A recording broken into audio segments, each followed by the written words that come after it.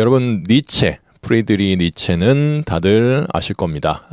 니체가 그 말년에 대해서 굉장히 큰 정신적인 질환, 고통들을 많이 겪었다고 합니다. 이 니체가 평생을 이제 철학자로 살면서 그 존재에 대한 의미, 그리고 어떤 인간성의 완성형이 어떤 것인지에 대한, 인격의 완성에 대한 것을 항상 연구하고 공부하고 그렇게 살아왔는데, 그런데 이 세상과의 괴리에서 세상이 꼭 자기가 생각하는 이상향과는 또 동떨어지게 지나가는 모습들이 이 사람에게는 굉장히 큰 고통이었고, 그것이 결국에는 나중에 정신적인 질환으로 세상을 마감하게 되는 조금 비극적인 모습의 삶의 끝을 봤던 것이 니체의 삶이었습니다. 자, 이분이 니체가 말년에 이탈리아의 토리노에서 이 산책을 하고 있을 때 한 마부가 그 말에게, 그 마차를 끄는 말에게 채찍질을 심하게 하는 모습을 한번 본 적이 있다고 합니다. 근데 이 말이 너무 지쳤는지 숨을 헐떡헐떡 하면서 채찍질에도 크게 그 동요 없이 그냥 그 자신의 그 힘든 몸을 그냥 아픈 채찍질에도 그냥 받아들이고 가만히 서서 움직이지 못하는 그런 모습을 보면서 이 니체가 크게 마음이 동요가 되고, 그리고 너무 슬픈 마음에 그 마차를 끌던 말을 가서 꼭 껴안아줬다고 합니다. 그러자 마부가 이제 채찍질을 이제 더 이상 할 수도 없고 가만히 그 모습을 지켜볼 수밖에 없었는데, 그렇게 말을 끌어안고서 한참을 이제 눈물을 흘리고 있었다고 합니다.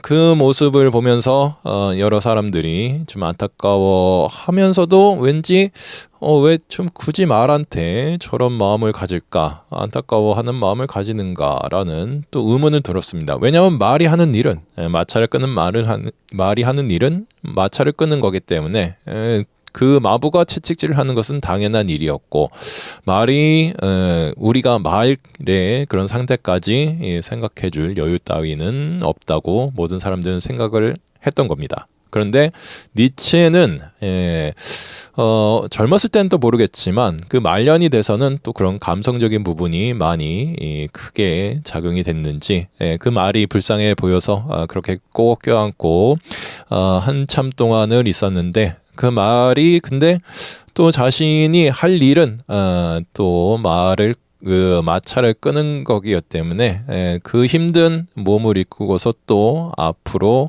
나아가는 그런 상황을 이렇게 마주하게 됐다고 합니다.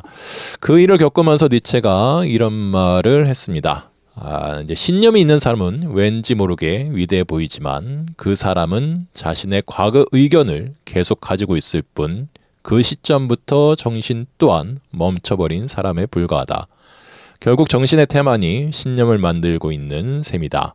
아무리 옳은 듯 보이는 의견이나 주장도 끊임없이 신진대사를 반복하고 시대의 변화 속에서 사고를 수정하여 다시 만들지 않으면 안 된다라는 말을 남기게 됐다고 합니다.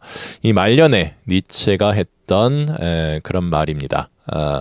우리가 어떤 고정관념에 사로잡히는 것은 참 위험한 일이 될 수도 있습니다. 물론 자신이 가진 신념을 그 쉽게 바꾸는 것도 좀 문제가 있지만, 너무 고지식하게 그 신념에 얽매여 사는 것도 또한 우리가 경계를 해야 될 겁니다. 저희가 이제 까르마라는 표현을 이제 그 불교에서 또는 기타 인도의 종교에서는 많이 사용합니다. 업이라는 그런 표현이죠. 행위를 뜻하는 말이기도 합니다. 이 까르마에 빠져서 우리가 주어진 대로의 삶이 우리가 변하지 않는 삶이라고 여기기 시작하면은 참 이 세상은 살맛이 나지 않습니다. 하지만 불교적인 까르마에 대한 해석은 내가 받아왔지만 과거의 인연으로 받아온 것이 업이고 행위고, 그리고 내가 지금 살아가는 그런 모습이 될 수 있지만 결국 지금 내가 형성해가는 또 다른 모습의 업이 있어야 우리가 그 미래가 더 나아지는 모습으로 나아갈 수 있다고 그렇게 얘기를 합니다. 분명 좋은 까르마 속에서 지금 현세에 큰 복을 누리고 큰 권력을 누리고 많은 것을 가지고 살아간다 하여도 지금 우리가 살아가는 이 모습 속에서 더 나은 모습을 찾기 위해 노력하지 않는다면 결국에는 더 나았고 더 좋고 더 아름다운 미래를 가질 수가 없게 된다고 할 수 있을 겁니다. 지금 이 전쟁이 만발하는 시대가 다가오고 있다는 아주 불길한 느낌을 많이 받습니다. 특히 강대국들이 보여주는 그 힘의 과시가 우리를 더욱 마음을 짓누르게 하고 우리도 그 가운데 빠질 수 있겠다라는 불안감도 많이 고조되는 그런 상황이라고 여겨집니다. 그렇기 때문에 특히 권력과 힘을 가진 사람들이 어떤 신념을 가져야 되는지 그리고 내가 가진 그 신념들을 수정하고 고쳐야 될 때가 언제인지를 분명히 또 알아가는 것이 이 전 세계의 평화를 위해서 중요하지 않나 생각이 듭니다.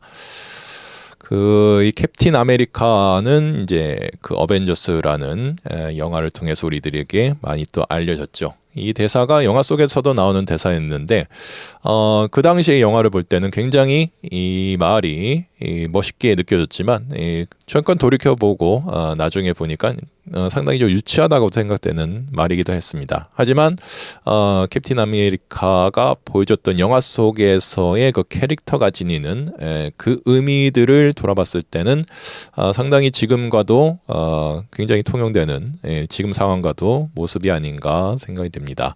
자유의 대가는 크다. 언제나 그렇다. 그리고 나는 기꺼이 그 대가를 치를 준비가 되어 있다라는 그런 대사가 11호라는 그런 어벤져스 영화에서도 이제 등장을 했던 말입니다. 분명히 이제 우리가 자유와 그리고 그 신념 사이에 어떠한 연결고리를 가지는가는 굉장히 중요하다고 할 수 있습니다. 하지만 그 자유를 얻기 위해서 언젠가는 또 신념에 대한 수정도 반드시 필요하다고 할 수 있습니다. 그렇기 때문에 우리가 자유를 얻기 위해서는 내가 가진 어떤 의지와 그런 신념들 이것을 바꾸는 게 사실은 굉장히 큰 고통이 따르기도 합니다. 그렇기 때문에 나만의 자유를 위해서 우리가 힘을 가진 사람들의 존재들의 그런 자유를 위해서 그 마부가 그 말을 학대한 것처럼 그렇게 말의 자유를 또 통제하는 것도 굉장히 잘못된 방법이 될 수 있을 겁니다. 이 세상 모든 존재들에게도 통용된 말이라고 생각이 되고 지금 저희들이 가진 그런 상황들 그리고 우리들이 나아가야 될 방향들 옳은 방향들은 항상 우리들이 같이 고민하고 또 느낄 수 있는 그런 것들이 필요하지 않나 그런 생각들을 해봅니다.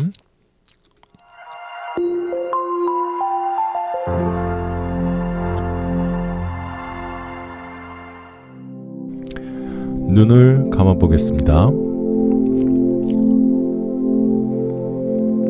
편안하게 자리를 잡고 허리를 똑바로 해보겠습니다.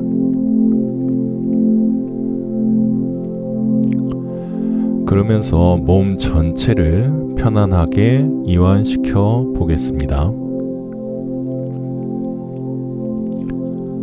명상을 하는 동안 눈을 감고서 여러분의 의식을 자기 안으로 가져오겠습니다. 너무 긴장하지 마시고 저의 안내를 따라서 자연스럽게 명상을 해보겠습니다. 숨을 깊게 들이마시고 다시 길게 내쉬어 보겠습니다. 눈을 감은 채로 당신을 아주 많이 사랑하는 당신과 가까운 한 사람을 떠올려 보겠습니다. 그 사람이 지금 당신 옆에서 당신에게 사랑을 보내고 있다고 상상해 보겠습니다.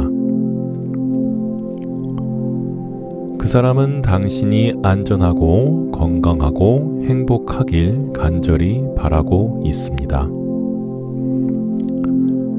당신은 그 사람에게서 당신을 향한 따뜻한 바람과 사랑을 느낄 수 있을 것입니다. 그에게서 충분한 사랑을 느꼈다면 이제 다시 그 사람에게 내가 받은 사랑을 돌려주겠습니다. 당신의 모든 사랑과 따뜻한 바람들을 다시 돌려 보내주면 됩니다. 당신처럼 그 사람도 그저 행복할 수 있길 바라시면 됩니다.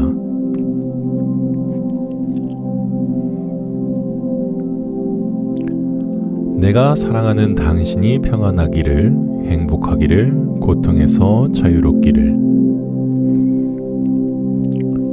내가 바라듯이 내가 사랑하는 당신이 안전하기를, 건강하기를, 평안하고 행복하기를.